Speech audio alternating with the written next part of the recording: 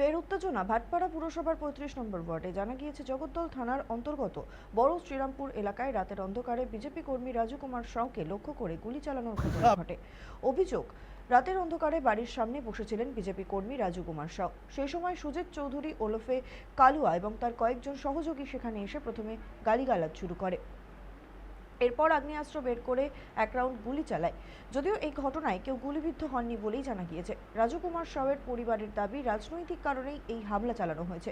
BJP করার কারণেই বারংবার তাদের নিশানা করা হচ্ছে। চলতি বছরের 23শে মার্চও একই অভিযুক্ত তাদের ওপর হামলা ও গুলি চালানো হয়েছিল বলে তাদের দাবি। অন্যদিকে গুলি চলার অভিযোগ অস্বীকার করেছে পুলিশ। তবে ঘটনায় অভিযুক্ত সুজিত চৌধুরী ওরফে কালুয়া সহ এক সঙ্গীকে ডানলপ এলাকা থেকে গ্রেফতার করেছে জগদ্দল থানার পুলিশ। আপাতত পুরো বিষয়টি খতিয়ে দেখা হচ্ছে পুলিশের তরফে।